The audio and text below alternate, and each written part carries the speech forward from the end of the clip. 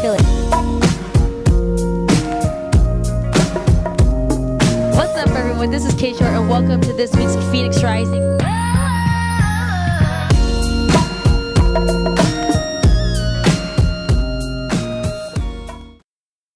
All right, y'all. So we're in the number. What number are we on? We're on the 4th installment of Phoenix Rising over here at Vibe Fest. If y'all don't even know, right here I got PK the Poet. Where are you from? What do you do? Who are you? What you saying here? Who you supporting out in these streets? What's the story? All right, so basically my name is PK the Poet, as you guys know. Poet is an acronym for Pieces of Everlasting Thoughts. So that's what Poet stands for. I mean, I've been out here for a while. I actually grew up out here mostly. Like, I'm from Chicago originally, but you know what I'm saying? I travel back and forth, and majority of my family are out there. But my mom brought us out here, and then my auntie and them. But yeah, I started doing music seriously. Like, I started like chasing this art professionally, I would say, at January 1st, 2014. Wow. Yeah, and from that day I went running hard. Was it just another resolution at the time? Why is it January actually, no, 1st? because I don't do resolutions. I actually believe, like, if you want to do something, just do it the next day. But for me, I wanted something to, like, benchmark. You know what I'm saying? Like, because people be like, oh, if I would have started November 28th. Yeah. You know what I'm saying? Like, that's the benchmark. But I didn't. I started January 1st. It helped me, like, I can think, like, okay, this is what I did this year. Yeah. But it wasn't a New Year's resolution. It was just like, I decided, what else am I to do? I got to do something that I love. Yeah. I mean, I've been around a whole bunch of people who are doing what they love and living off of it. I'm like, why can't I? So I decided to go out and do it. All right. And so that's what I did. That's what's up. Let's rewind it back now. Because again, I still don't know you. Yeah, exactly. So you said you was out in Chicago. What brought you to Phoenix, Arizona? My mom did when I was real young. How long ago was this? This was like back in the day. So like I was 8. Oh, wow. Yeah, I was young. And then came back. I went back out there for a summer, came back, you know what I'm saying? Like, just stuff like that, visits. But all my family is back there, like my grandpa, my grandma. Well, my grandma just moved out here, actually, recently as fuck. Yeah. I'm sorry, can I cuss? No, you're good. Oh, okay, good. It's all right. I'm sorry, I'm trying my hardest not to cuss. I'm like, goddamn. So, so what high school did you end up going to? I went to Washington, word up, but I graduated from Central. Okay. And that's Is that how you know Malik? No, I know Malik. We went to middle school together. Oh, okay. That's so me, Malik, and Tarek Lamont, we went to middle school together. I love it. I love it. That's just awesome. So you went to Washington, but you ended up going to Central. So when did you start feeling a little, feeling this creative energy coming out of you? When did you, like, is it something that's in your family? Is it something that you were surrounded by? I know what it means to be from the hood. Like, I went to Maryville, you know what I mean? And like, you don't see it around. We just admire celebrities. So when did you start feeling it in you that you had something to say? You need to put it out there. It was genetics, Joe. Like, it's in my blood. So my mom is a writer and my pops is a writer. You know what I mean? So that's cool. I mean, I didn't really know he was a writer until later that I got older. Yeah. But yeah, my mom wrote poetry a lot, so I started writing poetry in the 4th grade. Like, writing my own poems and shit. But I was always a percussionist. So like, I played in a marching band. I was always a drummer in like band and stuff all the way up until like my sophomore year.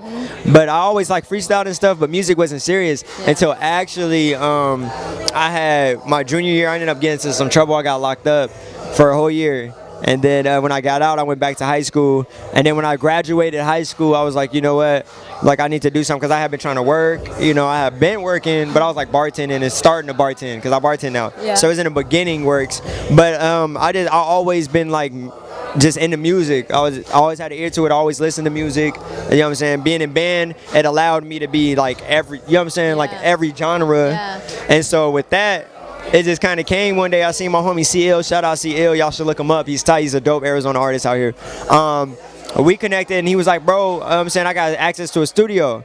And I was like, right? So I went out recorded, and I was like, man, fuck it, I'm gonna do it. Yeah, I'm finna do this shit. Like, I could, hey, it ain't nothing stopping me. Yeah. And then now I'm here. I've got a documentary out. It's crazy. Hey, like, let's definitely talk about that. But I actually am curious as to what has been probably the most unexpected part about this whole journey so far.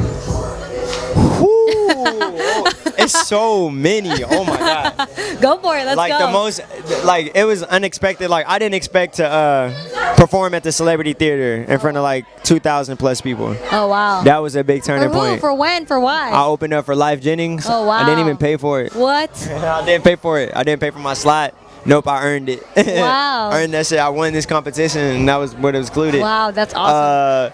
I didn't expect to go on tour. I had never been to, I've only been to Chicago and Arizona. Yeah. I've been, for my music, I've been to California, I've been to Texas, you know what I'm saying? I Yeah. just, man, it's crazy. Like, all through Texas, like Houston, Waco, Killeen, all through Cali, San Diego, LA. Yeah, all through that, you know what I'm saying? Run around the city through the, you know what I'm saying? West Coast, Southwest, you know what I'm saying? We ain't really West Coast, we Southwest. We got our own, you know what I'm got our saying? own little ditty It's, vibe. you know what I'm saying? It's mixed with, you know what I'm saying, little Mexican and soul food, you know what I'm saying? I'm gonna get out though. Hey, shout out my nigga Malik, word up. Violin, them niggas cold. But yeah, man, that was funny. But yes, because of my music, I've been in different places, and so like that was unexpected. I didn't expect to do a tour. I did a tour. Like that shit was wild. What else was tight? The documentary. Yeah. I never thought I would have shot a documentary. Yeah. What Yeah, has been the most challenging, unexpected part of your journey? Challenging, unexpected part. I learned how to do everything myself. Like the most challenging part was like owning up. Like I would say, like for me personally, for the type of person I am, because everything that I've accomplished was like not necessarily backdoor, but it was backdoor. Like the front, I wasn't able to just walk through the front door for any of it. Like the door was locked, so I had to find a way in, and I had to do that on my own. And I had access to help, but realizing that nobody necessarily has to help you is a good and a bad thing. It's a good thing because nobody has to help you. Yeah. You know what I'm saying? Your journey is your journey. You know what I mean? Like, we expect people to help us, and it doesn't have to be the case. You know what I mean? Because for different reasons, we'll never know. Yeah, that's why it's a good thing, because it builds character. And it's a bad thing because it shows you who you really are. And some people can't face that. Yeah. You know what I mean? And that was the most challenging thing for me, because, I mean, even starting out performing for me, like, I didn't get into, like, places for people to know who I am, to see me perform. And so I left and went by myself. Yeah. I went to shows by myself where nobody knew who I was but the people who asked me to perform. You know what I'm saying? Like, I didn't have people with me. None of my friends went to any of my first shows. It wasn't a bad thing. It's just like I knew if I would have waited on them, I either would have been late or I would have never got to perform. Yeah. You know what I'm saying? So I had to be like, if I wanted it, I had to go by myself. Yeah. You know what I'm saying? And then through there, I had to be willing to do this. And that was hard. That was I never would have expected that. You know what I'm saying? If somebody would have told you, like, you want to be an artist, they're not going to tell you that. Well, the first thing is learn how to, you know what I'm saying, trust you and be you. Because that's how you're going to learn how to get far. Definitely. You know what I'm We're saying? gonna pause. Yeah. We're gonna go give attention to the artist. Go ahead. Oh, yeah, that's real. Let's finish the interview in a second, okay? Go. What art do you put out into the world? You know, what is your message? You know what I mean? And what is the stuff that you create to embody those messages? All right, well, honestly, the only thing that I have right now, not the only thing, but I have my brand that I push out called Enlightened Society, which is the light bulb right here. Yeah. Yeah, it's my brand. And basically it's just about like the society that is like of people who understand that there's more than just them. Yeah. You know what I mean? Like once people have reached that enlightenment mentally, physically, and spiritually, then they understand, they get it. You know what I'm saying? That we can do what we want. We're all dope. We're all great. We just gotta do it. We gotta get it, and we gotta support each other because it's a society. Yeah. You know what I'm saying? So that's what I do, and because of that, I shot my documentary, Living Like the Birds, and that basically focuses on the whole thing of like, you know, entrepreneurship and local artists out here grinding and stuff like that. But I think he actually finna start. We're gonna go back over there. So what's up with the light bulb and everything? Man, so I got the tattoo actually before the brand was even thought of. Yeah. The tattoo, because I have 2 on my neck and I plan to have 3. So this one it's symbolic for my faith, my spirituality. It's symbolic for it. Yeah. This one, the light bulb, is symbolic, well, my spiritual enlightenment. The light bulb is a symbolic representation for my mental enlightenment. Yeah. And I feel like once I reach my physical enlightenment, then I'll get my symbolic, you know what I'm saying, representation for that. What do you think has to happen next for you to reach your physical enlightenment? I mean, just taking care of my body better. You know what I'm saying? Watching what I eat, maintaining a constant workout, just stretching, treating my temple correctly. Yeah. And once I feel like I've done that consecutively and on a constant basis, like I've been working on it. Yeah. But like once I've gotten there, then I feel like that's what I have to, like that's the physical enlightenment. Yeah, when you understand that your body is equal to important as your mind is and as your spirit is. So Definitely. So I know we just got done watching you perform, which is an amazing. I love that you pulled the crowd over to the side. Said, "I'm going to use this backdrop." I think people started vibing out with you right then and there. Definitely my favorite for the night. So yeah, that's tight. Thank you. My question is now: is you were talking about the documentary, so it seems like you're really passionate about it, and I want to be able to let you talk about it because I really like what you said. But now I want you to delve a little deeper for people. Dive a little deeper, If they weren't here, they missed it, but we're gonna give it to them right now. So it's called Living Like the Birds, which will be it's already been premiered, which was April 16th. I'm doing a second showing, which is going to be the last showing in theaters, April 30th, which is the last Sunday of this month.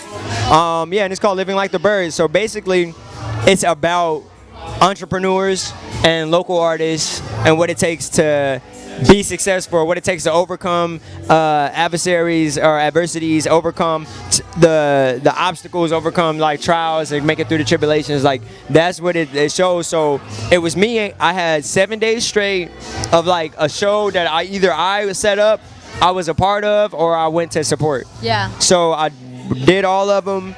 You see, like I ran into awesome people like Ashton Von Charles. I ran into people like Tiffany Shepard, M Bug with BTA. Like a lot of dope people artistically. And then like the entrepreneurs, I ran into people with Poster Supply, 24 Karat, Ink Kings, like people that's actually out here like pushing brands, pushing businesses, pushing themselves, you know what I'm saying? And it was awesome to how I captured it, and their stories was what made it, you know what I'm saying? Because they're telling you like what they did, you know what I'm saying? And so I recommend everybody watch it if you're unsure about what your passion is and you don't know, like you're worried about taking that first step, watch the documentary because it's going to tell you to leap into it. Like don't worry about it. And then I'm gonna say this before Tendo gets on, and if you already have a business and you're worried about stopping, don't stop, because people already been where you are or overcame the same problems and made it through. So just keep pushing, and that's what the documentary is about. Dang, that's what's up.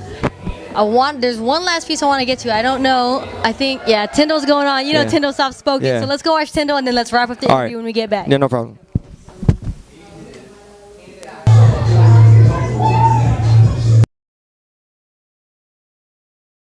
All right, PK, it looks like Vibe Fest is vibing out too hard right now. That we Oh my gosh, yeah, we can. Before everyone gets out of here, I want to make sure that you can tell them where they can find you on social media.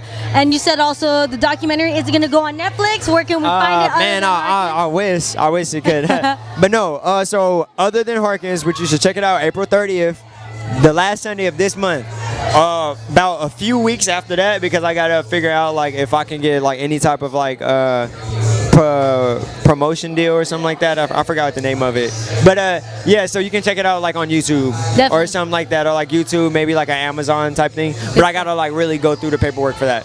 Other than that, PK the Poet, that's PKTHA, respect the A, POET, Pieces of Everlasting Thoughts, that's me, that's what I'm about. Enlightened Society, check it out, the light bulb, you know what I'm saying, everything, that's Facebook, Instagram, Twitter, Google, YouTube, PKTHAPOET. There we go. Awesome. PK, thank you so much for being on the show. I really appreciate it. I'm sorry that this is just a situation that happened. Yeah, it's all but I'm good. sure we'll cross each other's paths Always, again. yeah. And we'll finish up the interview and tighten it up and do it exactly how it's supposed to be. So no thank problem. you so much again, man. Hey, already awesome. love. I'll see you out in the streets, man.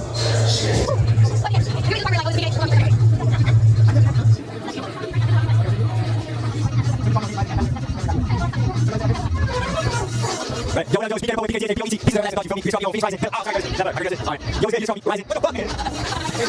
Okay, fine. One more time. I'll do this. Yo, speak POET, POET, you feel me? Just call me on face rising. US. Yo, what's good? It's PK the Poet, PKTHAPOET. You just called me on Phoenix Rising at peddler.us. You feel me? Peace and love.